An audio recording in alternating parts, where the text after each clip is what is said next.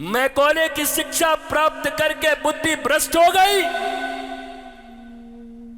अपने सनातन संस्कृति के ग्रंथों को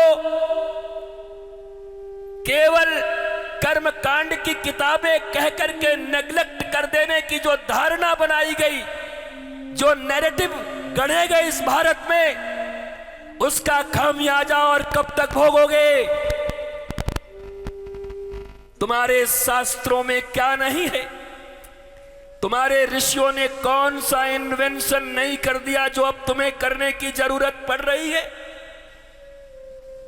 कौन सी ऐसी दवाई है जो तुम्हारे पास नहीं है? तुम्हें जानकर आश्चर्य होगा, फ्रांस, जर्मनी और अमेरिका पूरी तरीके से अपने पैटर्न को चेंज करके आयुर्वेद की ओर लौट रहे हैं। अंदर अंदर तुमको पता भी नहीं है। तुम्हारी सारी चीजें पेटेंट हो रही हैं। जो ज्ञान, गुण, गरिमा तुम्हारे पास था, तुम उनके बनाए हुए केमिकल कंपोजिशन की दवाइयां, जो एक रोग को थोड़े दिन के लिए समाप्त तो नहीं करता, दबाता है और नया दूसरा रोग पैदा करता है। खा खा के हार्ट के मरीज, शुगर के मरीज, बीपी के मरीज घरों में बढ़े हुए हो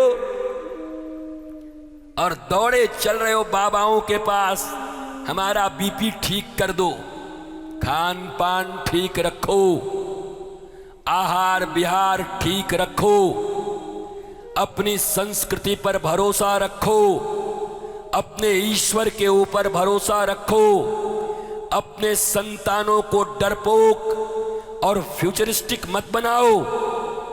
बार बार उनके दिमागों में केवल फ्यूचर, तुम्हारा फ्यूचर, तुम्हारा फ्यूचर, तुम्हारा फ्यूचर, तुम्हारा फ्यूचर, पागल बना दो उनको फ्यूचर फ्यूचर करके। फ्यूचर, तुम कह रहे हो तुम्हारा फ्यूचर क्या है? तुम जो अपने बच्चों को कह रहे हो फ्यूचर तुम्हारा क्या है? तुम्हारा फ्यूचर यह है कि तुम रो रहे हो? तुम्हारा फ्यूचर यह है कि तुम खुद परेशान हो, संतुष्ट नहीं हो अपने परिवार से, समाज से? क्या यही एडवांस फ्यूचर देना चाहते हो अपनी आने वाली संततियों को? यह फ्यूचर नहीं चाहिए हमें। प्राचीन भारत का वर्तमान चाहिए, वो पुराना भारत, वो सामूहिक भारत, वो पारिवारिक भारत, पति पत्नी अकेले रहने वाले भारत नहीं और कुछ दिन के बाद वो दोनों भी अलग हो गए, ऐसा भारत नहीं। समरसता चाहिए, आनंद चाहिए, मस्ती चाहिए। गांव एक साथ होली दीपावली मनाता, एक दूसरों के घरों में जाते। शहर वाले क्या कहते? महाराज जी शहर में तो अलग अलग बात है, वो तो बगल के फ्लैट वाले को नहीं पीछे आते। महाराज जी क्या अपने काम इतना होते अपने पास ना? काम क्या खाक है तुम्हारे पास? शुगर, बीपी और साइको पेशेंट, काम है तुम्हारे पास? कह रहे काम पहचानते नहीं बगल वालों को, इसमें भी तुम्हें अहंकार है, पहचानते नहीं। और समाज में कुछ जो लोग समाज सेवा करने वाले लोग, हमारे युवा वर्ग के लोग, ऐसे कोई नेतृत्व करता नौजवान जो समाज के लिए, राष्ट्र के लिए, संस्कृति के लिए, सनातन के लिए काम करता है, उनको आवारा कह देते। हमें याद है गलियों में सरस्वती पूजा और गणपति पूजा रखने वाले लोगों को लोग चंदाखोर कह के, आवारा कह के धुतकारते थे।